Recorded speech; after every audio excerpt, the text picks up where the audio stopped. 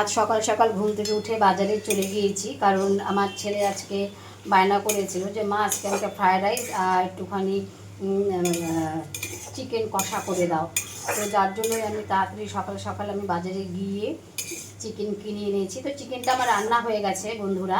আমি এখন ফ্রায়েড রাইসটা করছি। দেখো আমি কি করে ফ্রায়েড রাইস করি সেটা তোমাদের সাথে আমি আজ শেয়ার করছি। আমি এখানে সাদা তেল ইউজ করেছি। সাদা তেলের মধ্যে আমি গাজর কুচি আর ক্যাপসিকাম কুচি করে নিয়েছি, নিয়ে আমি ভাজছি। আর ফোড়নে আমি গোটা লং, তারপর হচ্ছে কি বলবো ওটাকে, ছোট এলাচ বড় এলাচ সব দিয়ে দিয়েছি। তো আমার এখন ভাজা প্রায় অলমোস্ট হয়ে গেছে। এখন আমি ভাতগুলো আমি এর মধ্যে দিয়ে দিব। ভাতটা আমি আগেই করে নিয়েছি। আমি এখানে যে রাইসটা ব্যবহার করেছি সেটা হচ্ছে সানরাইজ, কি বলবো, বাসমতি চাল। বাসমতি চালের আমি ভাতটা করে নিয়েছি, আগেই করে নিয়েছি। এরপর ভাতগুলো আমি সম্পূর্ণ কড়াইতে দিয়ে দিলাম, দেওয়ার পর আবার একটুখানি নাড়াচাড়া করে নেব।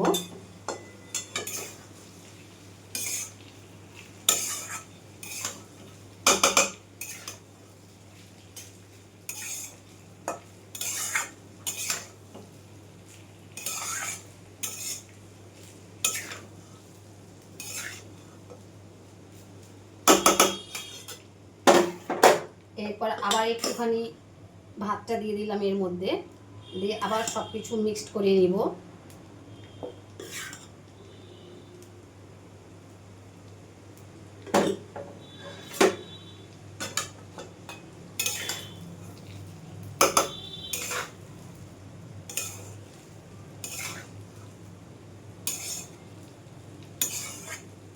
এই বাসমতি চালের ফ্রায়েড রাইস যদি তোমরা যদি করতে চাও, তাহলে এই চালটাকে কিন্তু বেশিক্ষণ ফুটানো যাবে না, কারণ বেশিক্ষণ যদি ফুটোয় তাহলে কিন্তু চালগুলো ভেঙে যাবে, তখন আর ভালো লাগবে না দেখতে। তো তার জন্য আমি এটা আধা সিদ্ধ করে নিয়েছি। নেওয়ার পর আমি এটাকে উপর করে দিলাম। তো ওই ভাপে ভাপেই অনেকটাই সিদ্ধ হয়ে গেছে। আর দেখুন কত সুন্দর, পুরো ঝরঝরা হয়ে গেছে, কোনো একটার সাথে একটা লেগে নাই।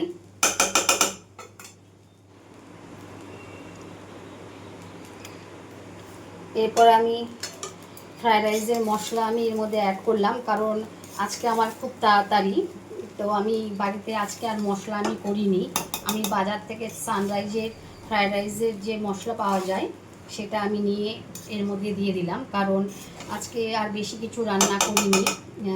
একমাত্র ফ্রায়েড রাইস আর চিকেন কষাই করেছি, কারণ আমরা এক জায়গায় যাব, আর কোথায় যাব সেটাও তোমাদের সাথে আমি শেয়ার করব। আবার তোমরা ভাবতে পারো আজকে সানডে, আজকে তো মনসা পূজা, সবার বাড়িতে পুজো হচ্ছে, তা সত্ত্বেও কেন ফ্রায়েড রাইস আর চিকেন কষা করা হলো? কারণ আমার বাড়িতে মনসা পুজো হয় না, তো যার জন্য আমার এগুলো কোনো নিয়ম নাই। তাই আমি আজকে আমার ছেলের যে আবদার সেটা আমি আজকে করলাম, ফ্রায়েড রাইস আর চিকেন কষা আমি করছি। তো এই হলো ঘটনা। তো তোমরা কিছু মনে করো না, কারণ আমার বাড়িতে কোনো পুজো নাই, তার জন্যই আমি এই চিকেন কষা আর ফ্রায়েড রাইসটা রান্না করছি। তো তাড়াতাড়ি কমপ্লিট করে নিয়ে স্নান খাওয়া দাওয়া তো আছেই, করেই আমরা সকাল সকাল 2:30টার মধ্যে বেরিয়ে যাব। আর কোথায় যাব সেটাও তোমাদের সাথে আমি শেয়ার করব। এরপর দিয়ে দিচ্ছি আমি একটুখানি স্বাদ অনুযায়ী নুন, কারণ মিষ্টি আর নুনের স্বাদটা না হলে ভালো লাগবে না খেতে। দিয়ে এটাকে আবার মিক্সড করে নিব। আমার অলমোস্ট ফ্রায়েড রাইস কমপ্লিট।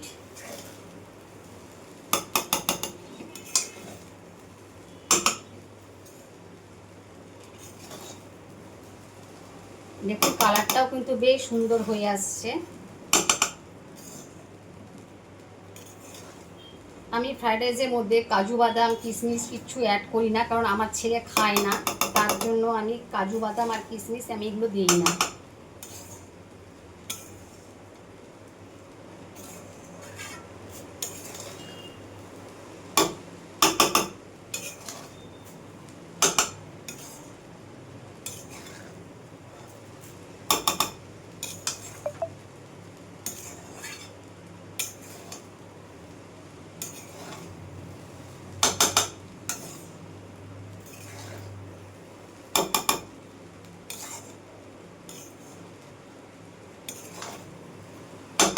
আমি পুরো মিক্স করে নিয়েছি।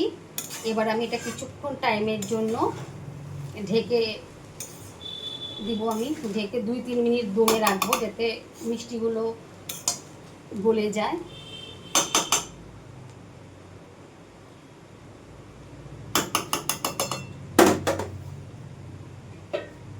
আমি ঢেকে দিলাম 2-3 মিনিটের জন্য। 2-3 মিনিট হয়ে গেছে। আমি এবার ঢাকনাটা খুলে নিলাম, নিয়ে এটাকে আবার একটুখানি নাড়াচাড়া করে নেব। আমার হয়ে গেছে ফ্রায়েড রাইস। এরপর আমি আমার ছেলেকে খেতে দিয়ে দিব।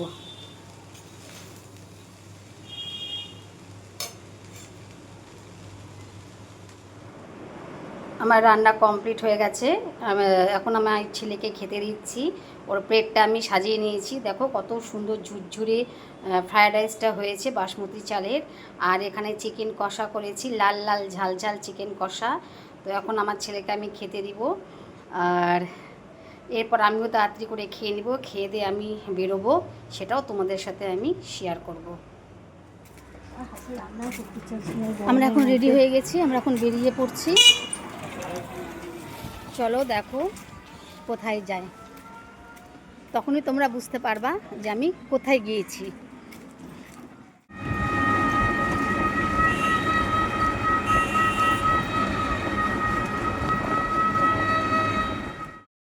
কি তোমরা বুঝতে পারছো তো আমরা আজ কোথায় এসেছি? দেখো তো বুঝতে পারো কি না।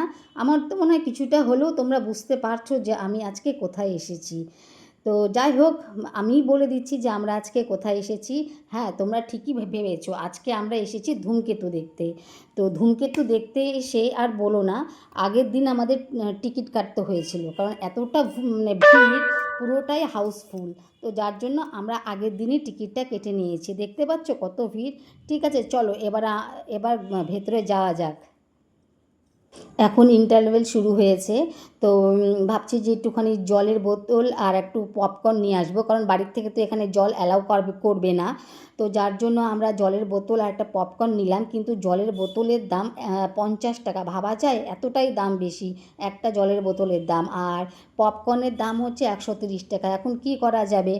তো যাই হোক, আমরা পপকর্ন খেতে খেতে লাস্টটুকু সিনেমা আমরা দেখে নিলাম। দেখার পর এখন আমাদের সিনেমা শেষ। আমরা এখন টোটো করে বাড়ির পথে যাচ্ছি, রওনা দিয়ে দিয়েছি। তো যাই হোক, এই সিনেমাটা এতটাই সুন্দর, মানে কিছু বলার নেই। প্রথম থেকে শেষ পর্যন্ত পুরোটাই ইমোশনাল। আর সত্যি কথা বলতে তোমরা সবাই জানো, দেব আর শুভশ্রী এত ভালো অভিনয় করে, মানে তাতে তো মানে কোনো মানে সন্দেহ নেই। কিন্তু পার্সোনালি আমি যেটা বলবো, এই ধূমকেতুতে রুদ্রনীলের অভিনয় সবথেকে বেশি আমার মন কেড়েছে। একটা বন্ধু হয়ে একটা বন্ধুর প্রতি এত কেয়ার, এত ভালোবাসা, মানে সত্যি মানে ভাবা যায় না। যাই হোক, তোমরা যারা যারা এখনও পর্যন্ত ধূমকেতু দেখোনি, তারা অবশ্যই আসো, ধূমকেতুটা দেখো।